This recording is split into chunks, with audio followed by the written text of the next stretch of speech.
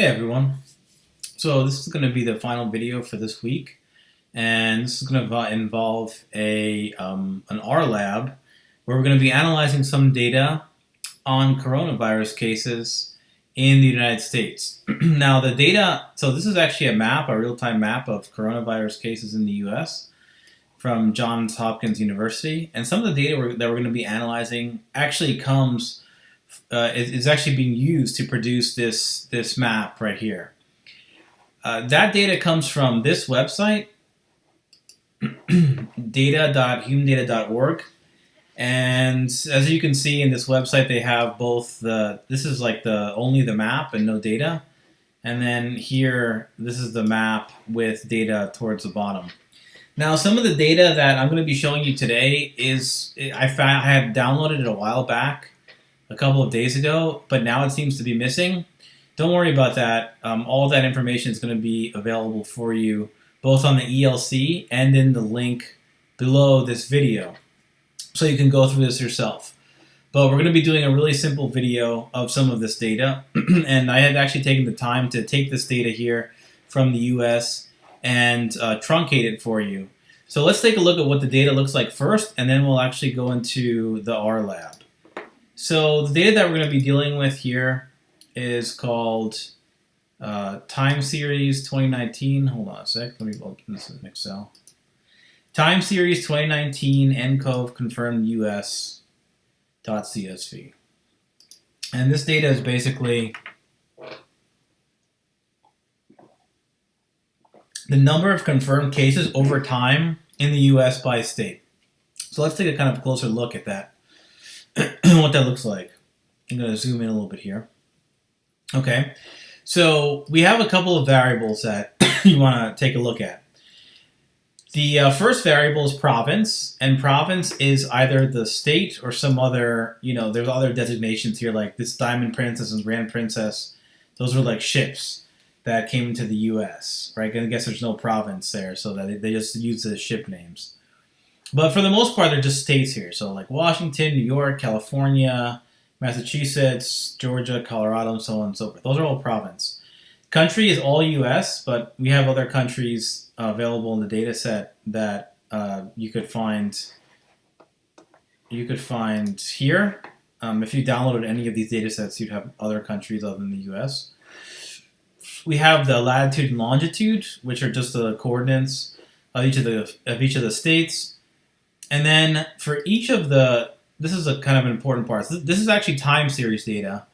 And for each of the columns, this is a separate date. So this is January 22nd, 2020 in, let's say, Washington State. This is January 23rd, and so on and so forth. And so this data keeps going up until January 23rd, March 23rd, 2020.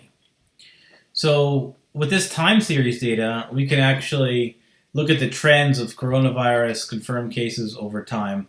And we could also take averages over time and so on and so forth.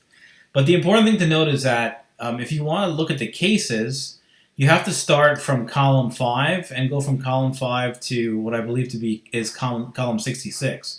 And we'll see in the data analysis portion of this R lab how this actually comes into play. Okay. So again, this data directly comes from this map right here, and we're going to do a little bit of analysis with this data in our R lab. So if you open up your RLab 4.r document, you'll see this code here, and I'm going to describe some of this code and also tell you about how to do some brief analyses using this data set that I just showed you. So we're going to be doing really simple stuff in this R lab, and we're going to be doing median, mean, and in fact we're going to skip mode. We're just going to be doing median and mean using the coronavirus data that you have available in the link and available in the ELC in the description link.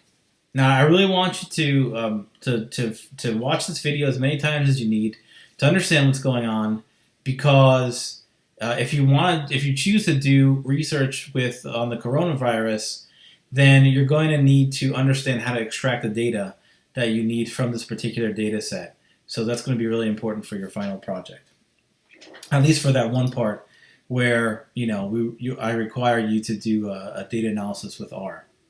So here we're just going to compare two states. We're going to compare Georgia and Florida in terms of their coronavirus cases. All right, so let's get started with this. So the first thing I want to do is I want to import the data set. So you can see here that there's nothing on my global environment. There's no plots. There's nothing here. So we're basically working with a blank slate. So let's first import our data. We're going to go to File, Import Dataset, from Text, Base. And now we actually have to find our data set. I mean, there are other ways of importing your data set, using your path, but again, this is the way that I've shown you guys how to do this. So let's just kind of keep it simple.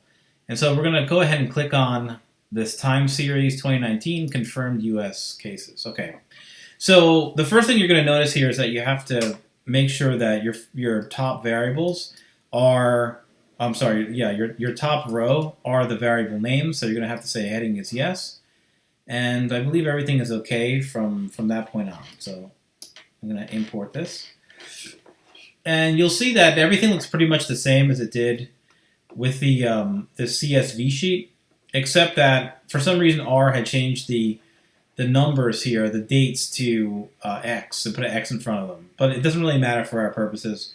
We're going to do some really simple stuff with this data set. But I just want to, I do want to show you how to work with this data set, because it is a little bit tricky. Because of the structure, because we have that each of the columns being the dates. Okay. So the first thing I'm going to do before I start any analysis is I'm going to rename this really long data set name. You can see that when we imported the data set name is this really long, kind of annoying name that we got from our CSV sheet. I'm going to rename it just COVUS for convenience. All right. So that's what line 19 here does, and we're going to run that. And so now we have basically two data sets, 52 observations with 66 variables, okay?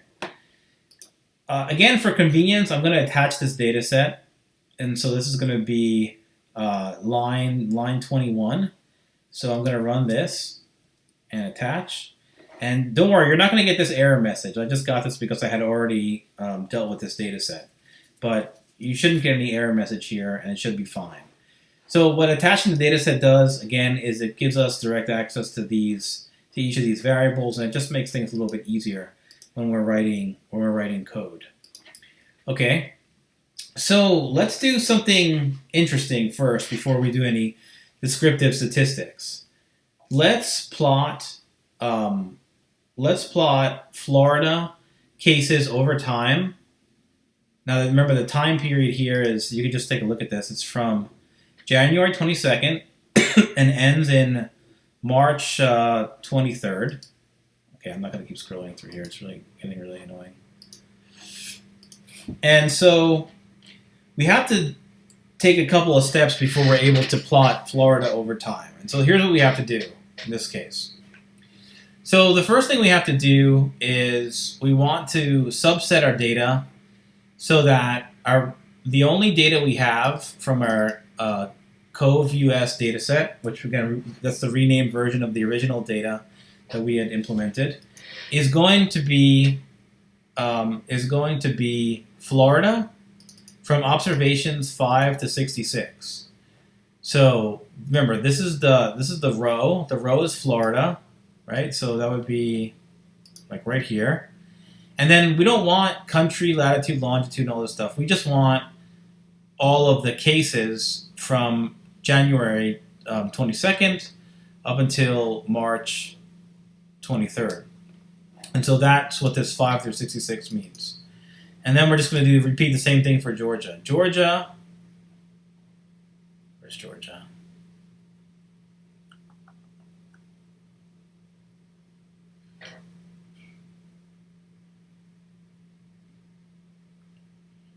Georgia.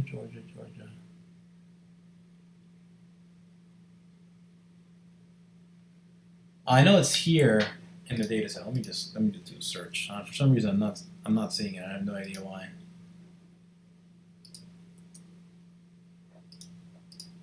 Oh, here it is. Sorry. So Georgia, again, from from observation 5, 1, 2, 3, 4, 5 to observation 66, which is again March 23rd. Okay, so let's just run these two, and you're going to see we basically got two new data frames created, each of which has only one observation. So if you actually view this, you would see that this is just the observations from Florida, and the same thing from Georgia. So we still have some more transformation to do, because we don't want this data in a data frame format anymore. What we want it in is a vector format. Okay, so we have to do one more step in order to get the cases in a vector format that allows us to make plots. And I'm going to create this new variable called Florida cases. And all I'm going to do here is I'm going to take this function as.numeric, and I'm going to put it through Florida. And you'll see, so like if I type in Florida in the interpreter now, you'll see this is basically a data frame still, right? And you'll see that that's the case here. It's a data frame with observation 62 variables. But if I change it to, if I do as.numeric Florida, and I save that as Florida cases, and now I check out the Florida cases, you can see Florida.cases. You can see that that's actually just a vector now with the numbers that I want to get. Okay? And so we're going to do the same for Georgia, and then we'll have that. We'll have everything in the right format. So, to recap, we took the data set, we uploaded into R, we subsetted the data from Florida and from Georgia, retaining only the number of cases, and we had to also pass this new data through this as.numeric function, which allows us to extract the number of observations, the number of cases over time that we can then use to plot. Okay? So the first thing we're going to do with this newly acquired data set, these Florida cases, is we're going to plot them. All right, so in order to plot them, I'm going to do a kind of weird workaround. Because what I want to do here is I want to plot the line for Florida and a line for Georgia over time. And I don't want each of the individual dots, because the default plot function gives you individual dots. So this is a very unsophisticated way of doing a plot, but it's an effective one. The more sophisticated means of doing plotting is a little bit beyond the scope of this class, so I'm not going to be talking about it. You're welcome to work on things like ggplot2 if you like, but I'm just going to be talking about some basic plotting. So the first line of code, what this does is it's going to plot the number of Florida cases over time, but it's only going to plot a line. So type L means only plot a line.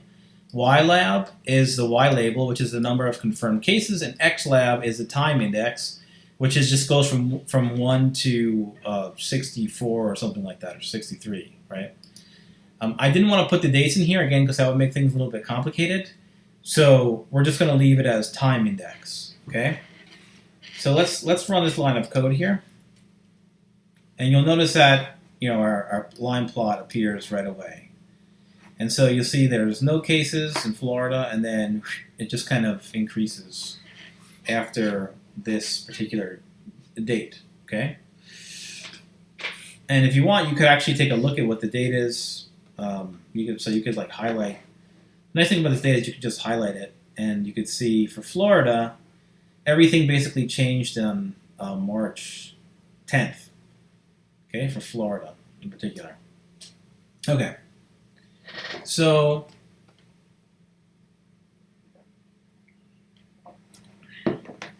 the next thing we're going to do then, and actually is we want to overlay the number of Georgia cases on the number of Florida cases so we can make comparisons, right? And so we can actually delete this line. It's not necessary. So you're in the final version, you're not going to have this. So all we have to do that is we have to just type in lines, Georgia.cases, and then LTY equals dash just means that the line type is dash. So let me explain what this does. Once you've created a plot and you have it open in a window, what lines does is it adds another line to that plot with whatever data you want to add. And I want to make this LTY function here, LTY equals dash, just means that I want the line type for Georgia to be dashed so that I can distinguish it from Florida, right? So let's run this, and what you should see in the plot here is another line should pop up, okay? And there we go. It popped up, right? And so we see the line for Georgia, which is slightly lower than Florida over time. Okay. So those are plots, and if you want to, you can save plots as you wish, and go to export and save image as, and you can put it in whatever directory you like. Okay. All right. And of course, if you're using rstudio.cloud, the same applies, but you just have to do that extra step of after you save the plot, you have to download it as well. So that's just one extra step that you have to do. All right. So now that we've done plotting, let's do some basic descriptive statistics, some averages of each of these cases. Now, I'm going to get into descriptive statistics next week in a more detailed video because that's really what Chapter 6 covers. But, suffice it to say, I'm sure most of you are familiar with the concept of the mean and the median. The mean is simply the each observation divided by the total number of observations. And the median is the middle or the 50th percentile of the observations that you're exploring. And these are both called descriptive statistics because they provide a single metric or a description in summary description in one single metric of the data set that you are exploring, right? So if we take the mean of the Florida cases, this is going to give us the average number of Florida cases over time, right? And then the mean of the Georgia cases is going to give us the average number of Georgia cases over time, okay? So let's take a look at this, what those means are. Now the function that allows us to take the mean is mean. It's pretty straightforward. It has a bunch of different options, which you can kind of explore on your own, but really what you need at this point is just mean. So I'm just going to run these lines here. And let's try this again. Some kind of weird error message that we got. Okay. So the average Florida cases were 69.4. And the average Georgia cases were 50.9. That's a pretty big difference, right? Now, here's one thing that might be a problem with using the mean in this case, okay? Let's take a look at this data. Let's just take a look at the Georgia cases. The Georgia cases have a lot of zeros, and then everything just starts increasing over time. But remember, the mean is the number of observations, or the mean is the sum of the observations divided by the total number. So all of these zeros are going to be incorporated into the mean, and they're going to come into play. So you can see there's 600 cases towards the end of this period, but the average is low. It's 50 because we have all these zeros incorporated in here. So the mean might not necessarily be a good measure or a summary because of these zeros. So we might want to use the median. And actually, as it turns out, the median is not really a good measure either. But the median would basically be the middle value of the cases, right? Okay, so how do we find the median of these cases? Well, we can actually use a summary function, and the summary function for each gives us a whole ton of information about each of these. Before I go on, think for a second about, pause this video and think for a second about what you think the median would be. Okay. Okay, so I hope you paused the video and you thought for a second about what the median would be. Let's actually see what it actually is. Okay, so the median for the Florida cases is 0, and the median for the Georgia cases is also 0. Again, that's because we have this time series, and the middle value right? Or the 50th percentile, where there's 50% of the values that are above the median and 50% are below. That is basically zero, because half of the values are half of the values that were half of the values for the data set here that are going to be above the 0 point. Zero is like roughly here, and half of those values are going to be below. So 0 is that middle point, and the same applies for Florida. So the mean is probably a better description of the data in this time series when we're trying to understand the coronavirus cases over time, right? And so those are the two basic statistics that we're just exploring here. I'm going to go into these in more detail next week and in the R lab next week, but it's just good. I think it's just useful for you to know how to start dealing with this data and how to take at least mean and median in R using this data set, because it is a little bit tricky. All right. Thanks a lot, guys. I hope you had a chance to see this. Go through the exercise yourself. Make sure that you can actually do it, because it's going to be something that you might want to do for the final project. Thanks. Bye-bye.